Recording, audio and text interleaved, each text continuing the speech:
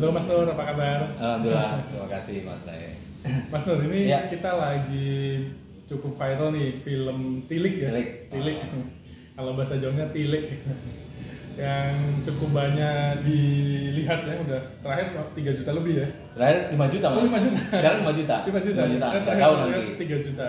Nanti malam mungkin 6 juta. Ini luar biasa, fenomena yang luar biasa.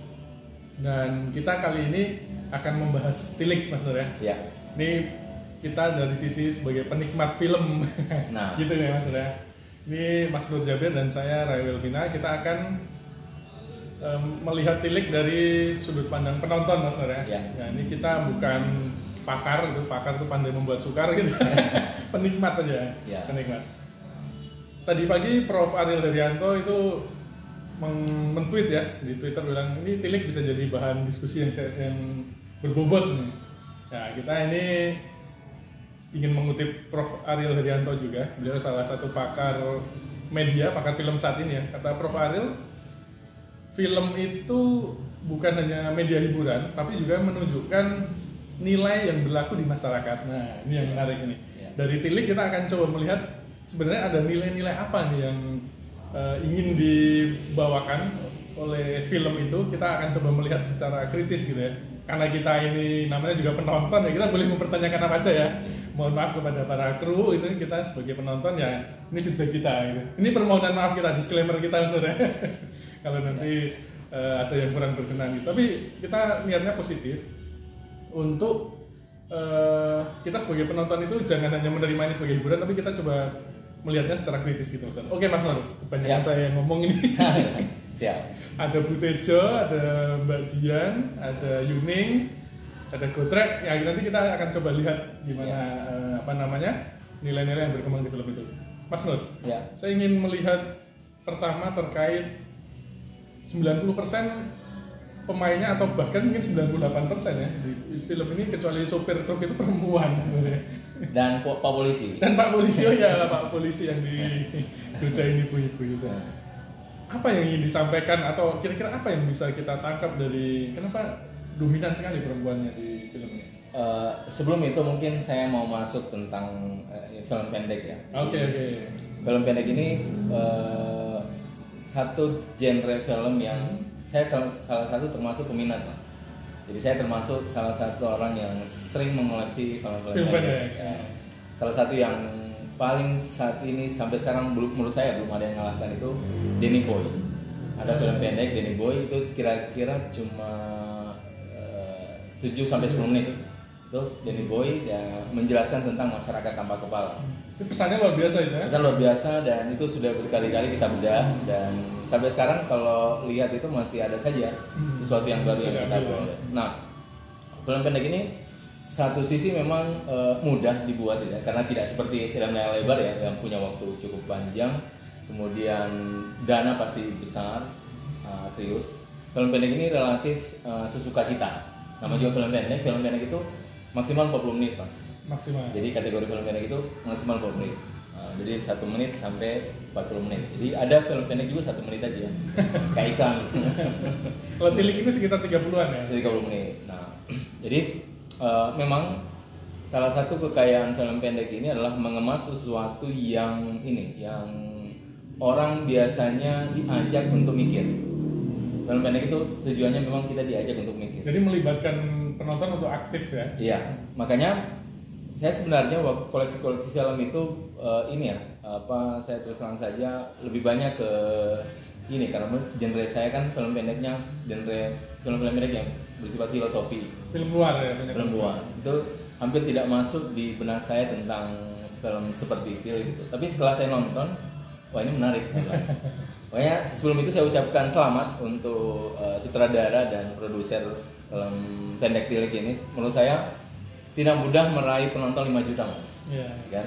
Tidak mudah meraih penonton 5 juta dan menurut saya ini sekaligus membuka wacana perfilman film pendek saya bahwa ternyata bisa ya kita mengemas sesuatu yang sangat sederhana dan kemudian bisa menjadi obrolan gitu, obrolan luar biasa. Sampai Prof. Ariel juga membincangkan itu, kawan kita dan juga sahabat saya Pak Mas Budi Munawar Rahman juga berbicara tentang itu. Jadi banyak tokoh-tokoh yang kemudian ini menjadikan ini sebagai bahan diskusi gitu.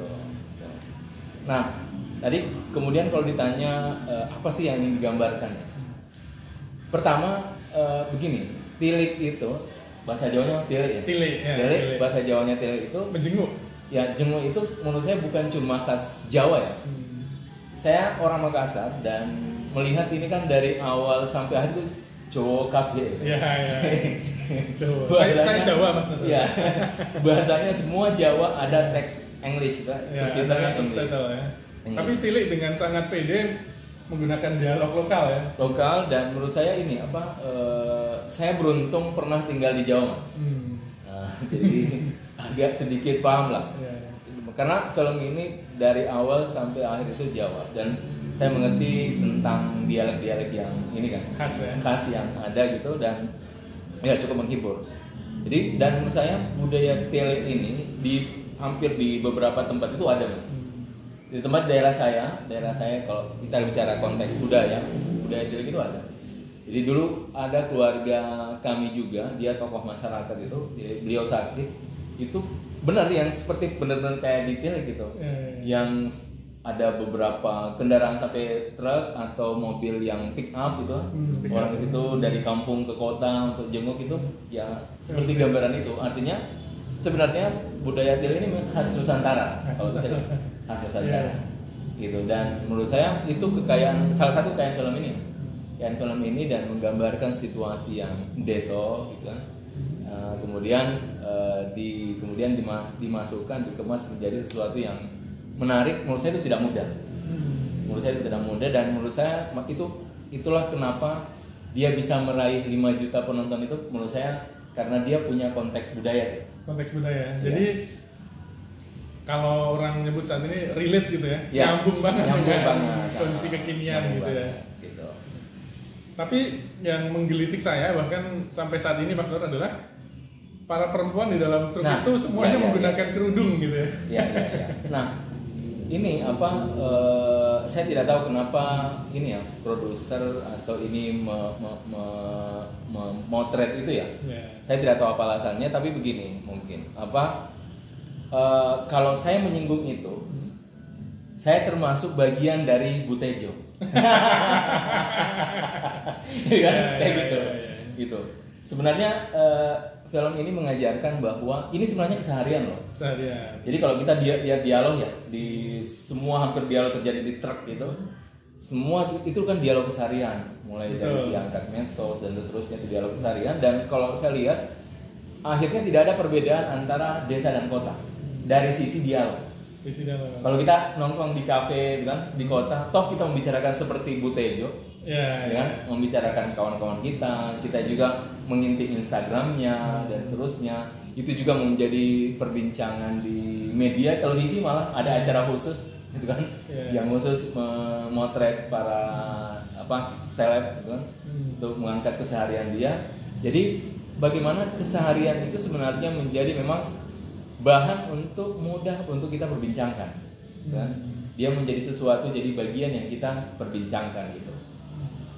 Nah, jadi dia masuk, itu yang saya maksud bahwa dia akrab dengan kesadaran kita. Makanya kalau saya lihat ya di YouTube, di komen-komennya itu ada komen kayak begini, loh ini kan kayak aku banget gitu ngomenin orang gitu. Gue banget gitu ya. Kayak gitu. Jadi menurut saya itu cermin masyarakat kita mungkin ya untuk saat ini. Tapi kalau saya juga dari daerah ya, saya dari nggak terlalu jauh sebenarnya dari lokasi tilik itu diambil gitu. Jadi kenapa saya tadi mempertanyakan soal bajunya gitu ya? Karena kalau saya amati di kampung-kampung itu pakai kerudungnya sebenarnya nggak terlalu seragam begitu, Mas Nur. Jadi banyak juga yang kerudung bunyai gitu ya, yang disalurkan aja di hijab. Nah itu masih banyak di kampung, dan itu sayangnya nggak digambarkan ya di tilik. Seorang semua harus rapet begitu ya, salah ya. Ya itu it's okay, nggak jadi masalah. Tapi akan lebih relate, akan lebih membumi kalau ada jilbab, bukan jilbab ya, kerudung yang disarungkan itu masih saya kira lebih Nusantara ya. Dan ini Mas Nur, saya ingin tahu sudut pandang Mas Nur ya. antara Butejo dan Yuning ya, ini yang tokohnya utama kan dialognya di situ. Iya. Ini menarik ini. Di awal saya berpikir bahwa Yuning ini adalah di pihak yang benar gitu ya. Dalam arti kita nggak ngomong benar salah sih, tapi Yuning berusaha memberikan informasi yang balance. Ngambil informasi itu ya harus dicek sumbernya, harus valid gitu ya, jangan nyebarkan hoax gitu. Nah, awalnya kan Butejo ini terkesan begitu gitu. Nah, kalau menurut Mas Nur yang protagonis yang itu Butejo atau Yuning sebenarnya? Nah, ini kan jadi kalau saya menangkap ya, kita tidak berhak membicarakan apapun tentang privasi orang. Oke. Mau itu benar atau salah, mau kita di pihak Butejo atau Bu Yuning, itu kita nggak berhak, Mas. Nggak berhak. Nah sayangnya keseharian kita tidak begitu. Ya, keseharian kita gitu. Bahkan kalau ngomongin kejelekan orang lebih semangat ya. Iya. Kenapa? Karena kita menikmati, kan? Salah satu hal yang kita nikmati itu adalah ya membicarakan orang. Terutama aib kan? Aib itu memang nikmat, Mas. Kita akan lupa waktu kalau kita bicarakan aib orang. Nah, jadi apapun posisinya, baik Butejo maupun Yuning itu tidak dibenarkan gitu. Karena kita tidak boleh masuk hak privasi orang lain. Baik itu hak privasi dia benar ataupun salah. Nah, alasannya kenapa? Karena kita tidak tahu apa reason di balik itu.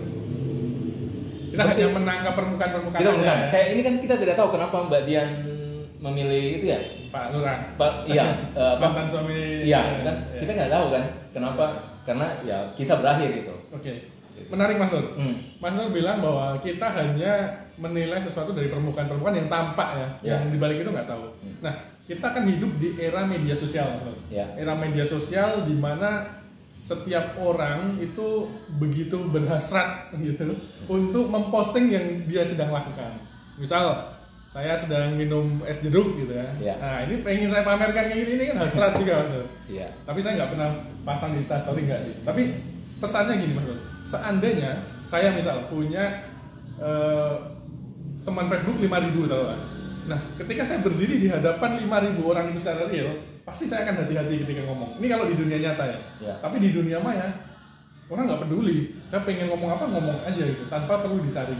Nah, kaitannya dengan Mbak Dian, itu kan dilihat, nih lo lihat postingannya, dia kayak gini. Nah, artinya ada postingan-postingan yang memancing orang berasumsi seperti itu, Mas. Nah, kita hari ini hidup di era segala sesuatu pengen diposting. Ya jadi jangan salahkan orang kalau berpikir macam-macam kalau dia memberikan stimulus, orang berpikir ke arah itu. Gimana nih, Mas? Menurut saya semuanya benar. Maksudnya begini. Menghibur nih, Mas. Maksudnya begini, saya kalau punya Instagram, saya berhak memposting apapun. Apapun tentang saya gitu. Mau saya makan silahkan, mau yang silahkan dan seterusnya. Satu sisi, saya juga tidak berhak untuk menjudge dia, kan? Jadi itu kayak apa ya? Itu benar-benar ruang privasi karena begini. Itu seperti properti kita sekarang ini ada di dunia nyata, di dunia maya. Kalau dulu sebelum ini marak luar biasa ya, medsos menguasai kehidupan kita membagi dua, ada kehidupan nyata, ada kehidupan maya. Sekarang nggak bisa lagi seperti itu. Maya justru lebih nyata daripada kenyataan sendiri. Maya justru lebih nyata ya, daripada kenyataan sendiri. Itu faktanya. Makanya begini. Justru sekarang bagaimana kita secara personal itu punya punya satu filter untuk ini, kita tidak sembarang menghakimi orang. Atau ini saya mau katakan bahwa sekarang ini kan informasi gemuk.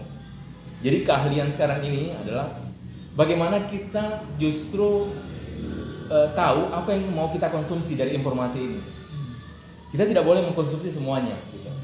Kata Rumi, jangan rusak harimu dengan seekor lalat. Menarik, Mas Nur. Iya. Jadi kita harus tahu apa yang ingin kita konsumsi. Henry Bergson ya. Henry Bergson itu salah satu filsuf yang mempengaruhi Muhammad Iqbal. Dia bilang bahwa film itu kenapa begitu menarik, karena sebenarnya cara bekerjanya itu sesuai dengan cara bekerja pikiran kita. Nah, imajinasi kita. Cara kita untuk menghasrati sesuatu itu sebenarnya tidak berbeda dengan yang digunakan oleh algoritma film, Mas. Iya. Nah, kalau dalam film ini begitu menghegemoni gitu ya, begitu dominan, akhirnya dia justru mengajari kita untuk berhasrat atas sesuatu, Mas. Nah, itu yang dikatakan Zizek ya, dia bilang bahwa film ini bukan menjawab hasrat kita, tapi justru mengajari kita bagaimana cara berhasrat. Nah, ini gimana Mas? Kalau akhirnya justru tilik ini bukan jadi sebuah bahan diskusi atau perenungan, tapi justru orang berperilaku seperti itu. Sekarang yang beredar meme-meme itu kan yang yang kita belajar ya, Butejo itu justru kata-kata yang ya mohon maaf ya, tadi Mas bilang semua benar, tapi cenderung ke arah yang agak negatif gitu, Mas. Nah, ini gimana kita menjaga kayak gini? Karena bagaimanapun film, saya setuju dengan Zizek, dia mengajari kita berhasrat atas sesuatu itu. Sementara kata Mas Don, kita harus memilih apa yang kita inginkan. Iya, mau saya begini, kita tidak lagi berhak untuk mengatakan sudah sekarang jangan memposting sesuatu, nggak bisa ya? Itu tidak mungkin. Maksudnya begini, kita tidak mungkin menutup orang untuk jemarinya tidak bergerak. Nggak mungkin, Mas. Nggak mungkin. Jadi daripada begitu, lebih bagus kita mengerjakan sesuatu yang mungkin kita lakukan. Apa yang mungkin kita lakukan? Yang memberikan edukasi. Jadi menurut saya keunikan kenapa film ini berhasil, salah satunya karena ada kontroversi. Gitu. Jadi ada pro kontra. Ya, salah satu keberhasilan